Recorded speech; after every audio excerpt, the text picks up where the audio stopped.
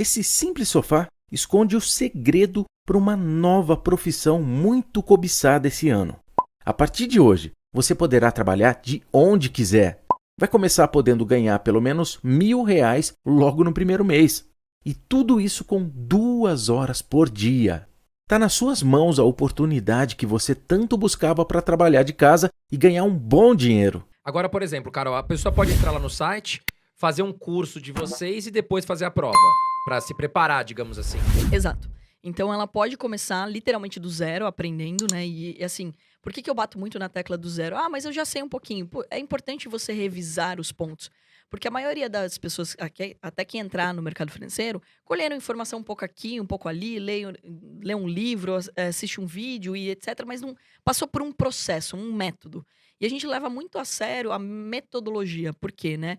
Assim, eu sempre fui apaixonada pela área educacional. Inclusive, eu estou me formando no mestrado de Educação e Tecnologia. Porque as pessoas aprendem de jeitos diferentes. Por exemplo, há poucos anos a gente não fazia podcast, né? Não existia essa dinâmica de aprender por áudio, de aprender. Muita gente vai escutar no carro, ou correndo, ou no parque. Então, essa dinâmica, né, de aprender de jeitos diferentes que mudou.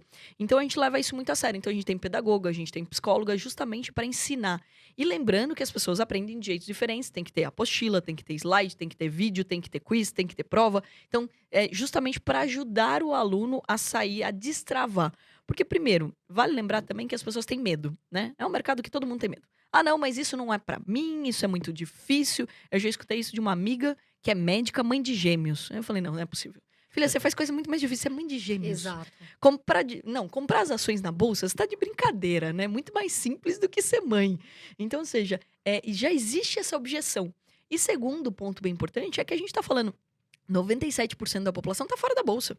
Ou seja, tem que conversar com quem tá começando do zero, né? Então, assim, é por isso que eu fico muito feliz de participar, inclusive de programas como esse que vocês criaram, né? Porque tá popularizando, tá levando para mais pessoas um conhecimento que é tão importante. Nos Estados Unidos, a gente tá falando de quase 60% da população. Sim, Aqui, até 4 anos atrás, tinha mais gente na cadeia do que na bolsa.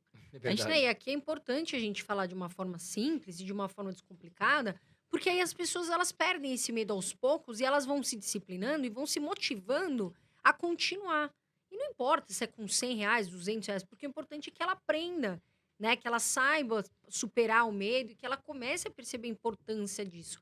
Agora, uma pergunta que eu vejo, Carol, que você tem... Todas as suas lives, muitas eu assisto.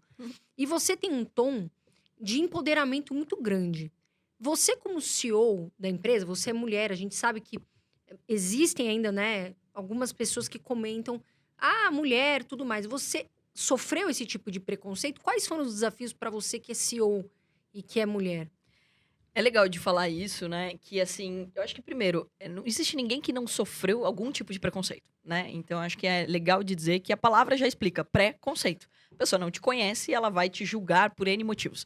Pela sua aparência, pela sua história, pelo seu tamanho, pelo seu tom de voz, por tudo. Então, existe esse preconceito e, obviamente, quando a gente fala de um mercado que tem mais homens, é, de fato, algo que as pessoas vão espantar. Né? Eu imagino que a sua história seja bem parecida nesse sentido, né? Com certeza. Porque até, assim, eu comecei lá atrás, então já há 16 anos, né, que eu tô nesse mercado e, assim, desde o meu primeiro ano de faculdade. Então, basicamente, a minha carreira toda foi no mercado financeiro. Eu acho que é até mais desafiador, até no teu caso, que mudou, né, de foco, de carreira e etc. E começou a falar desse assunto que, teoricamente, as pessoas não imaginavam você falar. Então, eu acho que isso é muito legal de ser dito. Mas por que não te imaginavam falar? Você não lida com dinheiro? Eu lido, você lida, todo mundo lida. Ou seja, ninguém vive aqui de permuta. Então, é engraçado de dizer que, ao mesmo tempo que as pessoas se espantam, se você faz elas refletirem que todos nós aqui precisamos aprender, aí você fala, cara, nossa, me espantei, porque meu porteiro estava falando sobre ações. Falei, que ótimo, porque ele tem dinheiro, ele tem salário. E ele quer ganhar mais. E ele Todo quer mundo quer crescer. ganhar mais, né? Então, ou seja, para quem é o mercado financeiro? Primeiro de tudo, quem pode falar sobre o mercado financeiro? Todos nós. Sem exceção. A pessoa que aprendeu ontem a investir deve falar, porque quando ela fala, ela compartilha, ela replica esse conhecimento.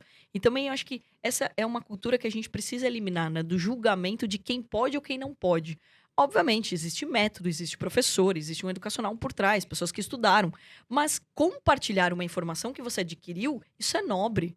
Isso precisa ser efeito de todo mundo. E todos nós aqui acabamos sendo influenciadores, né? Porque você dentro da sua casa é um influenciador, você tem 5 pessoas que você atinge, você está influenciando a vida dessas pessoas. Com Então, certeza. sim, ao longo dessa jornada, em vários momentos, eu acho que devo ter sentido isso, mas nunca coloquei isso como um empecilho, né? Nunca permiti que isso acontecesse. Agora, eu vou dizer muito claramente que também tem um lado muito bom de ser mulher no meio de um monte de homens no mercado financeiro, cara. Porque o primeiro deles é que eu chegava numa mesa de reunião que só tinha homem. Eu não sabia o nome de todo mundo, mas todo mundo sabia o meu. Né? Porque você já se destacou ali. Que seria a mesma coisa se fosse o contrário. Se tivesse uma mesa com um monte de mulher e só tivesse lá o André de homem, todo mundo ia saber o nome dele logo de cara, porque Sim. né, tá destoando daquela situação. Mas um outro ponto importante é que eu sempre usei a favor também essa questão de as pessoas não esperarem tanto. Não criar expectativa é maravilhoso. Porque daí, quando você abre a boca e você mostra que você tem conhecimento, as pessoas, nossa, elas se espantam e tudo mais, e você supera as expectativas. É muito melhor. Agora, quando você já cria uma expectativa na pessoa, eu falo até pro meu irmão, eu falo, coitado dele, ele que criava a expectativa, né? Porque ia numa reunião eu e ele, as pessoas esperavam que ele fosse falar, não sei o quê. Ele tinha a obrigação de dar certo, de ganhar dinheiro e etc. Eu não tinha muito. Então, ou seja, a pessoa não estava esperando que eu fosse falar muita coisa ali. Então, isso eu usava ao meu favor e não contra, né? E eu acho que é legal de dizer, eu acho que muitas vezes a mulher mesmo, ainda existe muito preconceito, a gente ainda está passando por muitas barreiras, não só, de novo, no mundo feminino, mas em todas as áreas. Mas é importante de dizer que a mulher, às vezes, coloca uma pressão que ela não precisa. Então, às vezes, é ela que coloca essa faca nas costas e ninguém está pressionando, né? E se você for ver até a nossa cultura social, é justamente que a mulher ela não tem a obrigação de ganhar muito dinheiro. Ela ganha porque ela gosta de trabalhar, porque ela gosta de comprar as coisas dela e ela foi mudando ao longo dessa jornada. Hoje a gente dominou o mercado de trabalho. Mas o homem ele tinha obrigação, ele é o provedor. Então, muitas situações, se você for ver, você pega um casal onde o homem não trabalha, não que ele não trabalhe, ele cuida da casa, ele faz outras atividades dentro da família, ele é julgado pra caramba. Se você inverter, dificilmente uma mulher é julgada por isso. Então, é importante de dizer, né, o que justamente está sendo colocado em xeque ali. A minha capacidade? Ah, não, mas peraí, se eu estudei, se eu tinha 17 anos, eles podem me julgar pra caramba, né? Tô começando a aprender mesmo, né? Então, eu chegava Sim. numa reunião e tinha muito ainda para aprender. Agora, depois de 16 anos, né, as pessoas já entendem a minha história, elas entendem que eu tenho conhecimento, elas estão dispostas a me ouvir. Se elas marcaram uma reunião comigo, é que elas estão dispostas a me ouvir.